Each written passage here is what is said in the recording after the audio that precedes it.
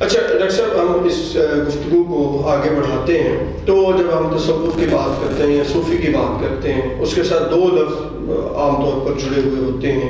ایک شیخ یا گرو کا لفظ ہوتا ہے، اور شیخ اور گرو کے لفظ کے ساتھ جو ایک اور لفظ ہوتا ہے وہ بیعت کا لفظ جڑا ہوا ہوتا ہے۔ اچھا، بیعت کیا ہوتی ہے؟ کیا جو ہے وہ تصوف کی منازل طے کرنے کے لیے ایک شیخ کی، جس کو ہم پیر و مرشد کہتے ہیں یا گرو کہتے ہیں، اس کی کتنی ضرورت ہے بھی یا نہیں، یا اگر ضرورت ہے تو بیعت کرنا لازمی ہے یا نہیں؟ تو یہ بیعت کا، گرو کا، شیخ کا، اس پر بہت خوبصورت، ماشاءاللہ آپ کے سوالوں میں خوبصورت منطقی ربط ہے۔ حضرت ڈاکٹر صاحب، یہ گرو تو اصطلاح ہمارے ہاں نہیں پائی جاتی اسلام میں، یہ دوسرے مذاہب میں ہوگی۔ اسلام میں لفظ مرشد ہے، ٹھیک ہے، اور اسے قرآن بیان کرتا ہے سورہ الکاف میں۔ اللہ فرماتا ہے وَمَن يُضْلِلْ فَلَن تَجِدَ لَهُ وَلِيًّا مُرْشِدًا، سبحان اللہ، مرشدہ۔ کبھی وہ ہدایت پہ آ ہی نہیں سکتا جسے زندگی میں ولی یا مرشد نہیں ملا۔ سبحان اللہ۔ تو یہ ہمیں مرشد جو ہے یہ اصطلاح قرآن سے ملتی ہے۔ یعنی آپ تصوف کو جیسے جیسے کھولتے جائیں گے نا، آپ کو کبھی قرآن نظر آئے گا، کبھی سنت نظر آئے گی۔ تصوف کے مصادر اصلیہ قرآن و سنت ہے، ٹھیک ہے۔ یہ مرشد کا تصور ہمیں قرآن حکیم سے ملتا ہے۔ دوسری ضرورت شیخ آپ پوچھنا چاہتے ہیں، دیکھیں اگر تو ضرورت شیخ کی ضرورت نہ ہوتی تو صرف کتاب بھی آتی، صاحب کتاب نہ آتا، ٹھیک ہے۔ ہر کتاب کے ساتھ صاحب کتاب ہے، اور ما کان محمد ابا احد من رجالکم ولکن رسول اللہ وخاتم النبیین، نبی رحمت پہ آ کے یہ سلسلہ نبوت تمام ہوا۔ اب خود ہی قرآن بیان کرتا ہے، جو میں پہلے آیت میں نے پڑھی، وَقَائِمٍ نَبِيٍّ قَاتَلَ مَعَهُ رِبِّيُّونَ كَثِيرٌ، یہ کثیر ربیون کے ساتھ آیا، ٹھیک ہے۔ یعنی رسول اللہ پہ نبوت ختم ہوئی، شیوخ قیامت تک آتے رہیں گے، ٹھیک ہے۔ تو رہنما کی ضرورت ہمیں رہے گی قیامت تک۔ اچھا ڈاکٹر صاحب، یہاں پہ ہمارے ناظرین اور سامعین کے لیے یہ بات بھی تھوڑی ہم واضح کرتے چلے جائیں، بلکہ آپ ہماری رہنمائی کریں۔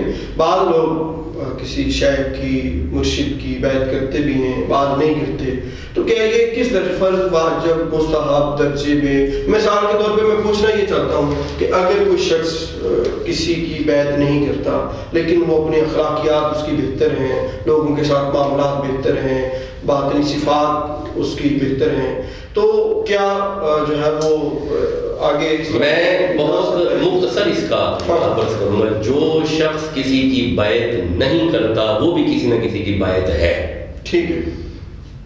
دیکھیں ہم نے رسول اللہ کو تو نہیں دیکھا، وہ بھی کسی نہ کسی کو فالو ضرور کرتا ہے۔ سبحان اللہ۔ ایک کہ وہ نبی کریم صلی اللہ علیہ وسلم کی سیرت کو، یعنی کہ براہ راست وہ نبی کریم صلی اللہ علیہ وسلم کو اپنے مرشد میں عرض کرتا ہوں وہ پھر بھی کسی نہ کسی شخصیت کو فالو ضرور کرتے ہیں، کسی نہ کسی شخصیت میں اس نے وہ اخلاق حسنہ ضرور دیکھے جو رسول اللہ سے توارثی طور پہ اس امت کو مل رہے ہیں، وہ ان اخلاقی حسنہ کو اپنا رہا ہے، وہ صرف اسی کا مرید ہے، ٹھیک ہے۔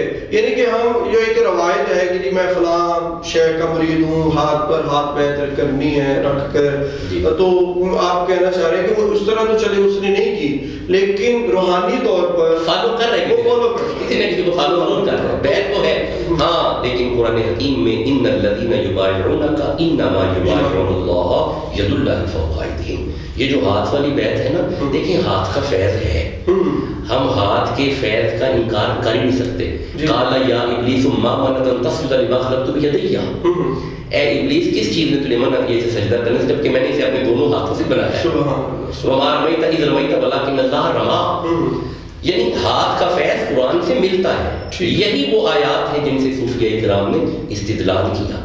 بیعت دس از بیسیکلی ایگریمنٹ، ٹھیک ہے، ایک ایگریمنٹ ہوتا ہے۔ آپ نے چونکہ بیعت بھی پوچھا ہے، ضرورت شیخ بھی پوچھ رہے ہیں، تو بیعت یہ ایگریمنٹ ہے، پچھلے گناہوں کی توبہ، آئندہ نیکی کا ارادہ، یہ بیعت ہے۔ سبحان اللہ۔ یعنی کہ بیعت اور شیخ کی ضرورت اس طرح سے ہے کہ اگر ہم اپنی اخلاقیات کو بہتر نہیں بنا رہے تو ہمارے اوپر ایک وہ چیک ہے کہ بھئی اگر میں غلط کام کروں گا تو میرا شیخ، میرا مرشد جو ہے وہ مجھے پوچھے گا بھئی تم نے ایسا کیوں کیا ہے، یا میں اسے وعدہ کرتا ہوں کہ میں یہ گناہ چھوڑ دوں گا اور یہ نیکی کے کام کر دوں گا۔ جی جی بالکل، میں اس میں تھوڑی سی اضافہ کر دوں، وعدہ اس شخصیت سے نہیں ہوتا، ٹھیک ہے، وہ شخصیت درمیان میں ایک واسطہ ہے، وعدہ خدا کی بات، سبحان اللہ سے وعدہ ہے، اللہ سے کہ اس نیک بندے نے مجھے راہ راست دکھائی ہے، اللہ میں تم سے وعدہ، یہی تو شیخ ہے، سبحان، میں کر رہا ہوں لوگ کنفیوز ہیں تصوف کے معاملے میں، اور دور اعلیٰ کے نام نہاد مبلغین جو سوشل میڈیا پہ اس وقت عجیب فضا پیدا کیے ہوئے ہیں، ایسا نہیں ہے، تصوف قرآن و سنت سے ہے۔